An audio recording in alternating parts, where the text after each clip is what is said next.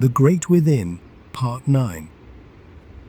The Great Within is the source of all inspirations, all real music, all permanent art, all poetry with soul, all rich thought, all ideas of genuine worth, all invention, all discovery, all science, and the truth that is absolute.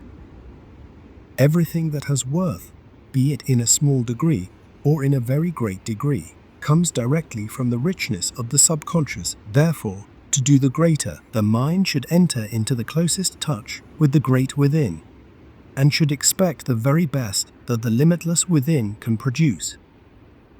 When in need of ideas, plans, methods, ways and means, call upon the subconscious. The call will not be in vain. The subconscious can supply every need, and will invariably do so when properly directed. While directing the subconscious, however, all conscious action must be in absolute poise. It is not only necessary to impress what we desire, but to impress that desire in such a way that it will actually produce an impression. When in the presence of the great fact that the within is limitless, the mind will naturally become enthusiastic, feeling will run high, and is very liable to become overwrought. But such a feeling has no depth. It is simply superficial emotionalism. It will waste any amount of energy, but will never produce a single impression upon the subconscious. To impress the subconscious, the mind must be calm. The entire personality must be in poise, and this feeling of poise must have that great depth that touches the very soul of life itself. Not the slightest trace of emotional enthusiasm must be permitted, nor must feeling run toward the surface at any time. The actions of mind, especially those of feeling, must move toward the great within if the subconscious is to be reached. There must be no anxiety connected with the desire to impress the subconscious, and every form of doubt must be eliminated completely. To properly impress the subconscious, faithful application is necessary. Also constant practice and a perseverance that will not give up, but the prize is worthy of the effort. To realize that the subconscious can and will do anything when properly impressed is to persevere until the proper impression has been made, and it is those who work in this realization that secure the marvelous results. To eliminate the tendency to feel emotional while acting upon the subconscious, cultivate the substantial feeling, train substantial at all times, and wild, empty, overwrought feelings will entirely disappear. It is the proper feeling that determines the proper impression. The attainment of the deep, substantial feeling is therefore extremely important, though it is equally important to be able to feel the vibrations of the finer forces of the system. It is the finer forces that impress the subconscious, and the subconscious is invariably impressed whenever these forces are felt. To develop the consciousness of the finer forces, attention should be frequently concentrated upon that life that permeates the tangible elements in every part of being. And during this concentration, the feeling of consciousness should be deepened and expanded as much as possible.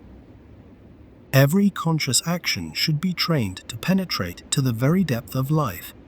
And during this process, the mind should act in the realization that the more deeply it penetrates any element in the personality, the finer will be the forces into which consciousness will enter.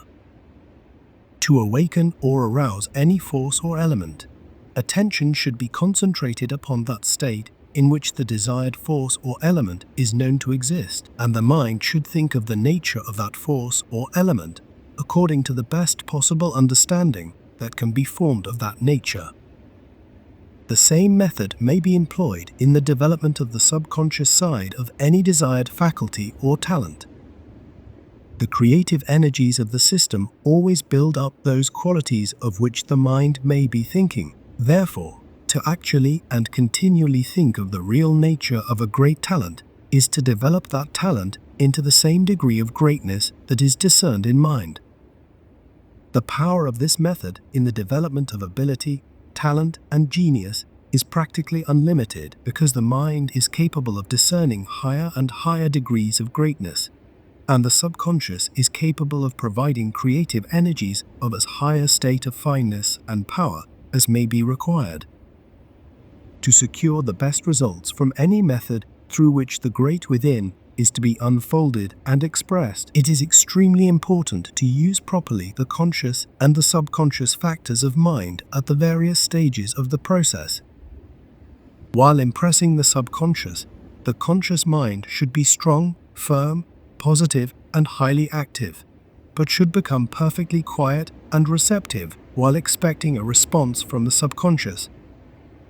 Harmony, serenity, and poise are indispensable states, both when the impression is being made and when the expression is expected. The right use of the will is of extraordinary importance, and neither time nor effort should be spared in establishing this right use, because where the will is misapplied, the subconscious expressions are interfered with to such an extent that results are completely neutralized. While the subconscious is being impressed, the will should act firmly and directly upon that consciousness that is felt in the subconscious. But when the subconscious is expected to respond, the will should be relaxed into a state of complete inaction. It is not the purpose of the will to control the outer person by acting directly upon the outer person. The will controls the outer person by causing the subconscious to produce in the outer person whatever may be desired. But when the subconscious begins to express what the will has desired and directed, the will must, for the time being, cease to act. The true function of the will is to act upon the finer states of consciousness, that is, the subconscious states, those states that are felt in the deeper life of the personality or the mentality, and while in such action, to impress upon the subconscious those causes that can produce the desired effects. When these causes have been impressed, and the time has come for the expected results, the will must withdraw so that the personality may become sufficiently receptive to give the subconscious response the fullest and freest possible expression. The subconscious expression will come of itself, at the time designated, if the impression has been properly made, but every attempt of the will to help draw forth that expression will interfere with results. When the desired subconscious expression fails to appear at the time designated, the impression has either not been properly made, or the subconscious response is being prevented by too much active will force, anxiety, or objective commotion. The subconscious cannot express itself or do what it is directed to do unless the outer mentality and personality are in poise. But perfect poise is not possible so long as willpower is applied upon the external side of mind or body. Train the will to act upon the subconscious and the subconscious only, and this is readily accomplished by always turning attention upon the subconscious whenever the will is being employed. When acting upon the objective, the will only interferes with normal functions and can accomplish absolutely nothing. To move a muscle, the will must act upon the subconscious life that permeates that muscle. Should it act upon the muscle itself, the muscle would become rigid and muscular motion be made impossible. No one can do anything by objectively willing to do it. He can do what he wants to do only by causing the will to act upon that part of the subconscious that can do what he wants to have done.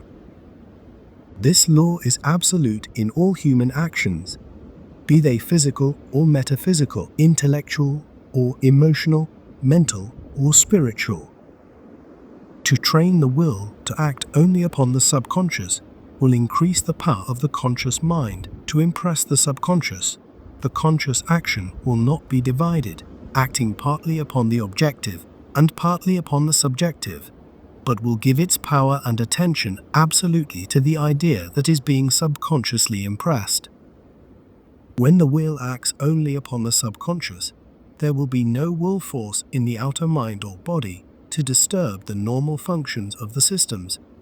And when the entire system is normal, the subconscious can readily do whatever it may be directed to do. The conscious mind should employ the will solely for the purpose of impressing and directing the subconscious, but should give the subconscious unrestricted freedom to take full possession of the personality when expressions from within are expected to appear. Those who hesitate to give the subconscious expressions full right of way should remember that to move a muscle, the subconscious must take full possession of that muscle, and to think, the subconscious must exercise complete control of the mental faculty, and also that the subconscious will only do what it is directed to do. Though the personality must be controlled completely by the subconscious must be directed in all its actions by the conscious mind. Therefore, the wide-awake self continues to be the master. End of The Great Within, Part 9.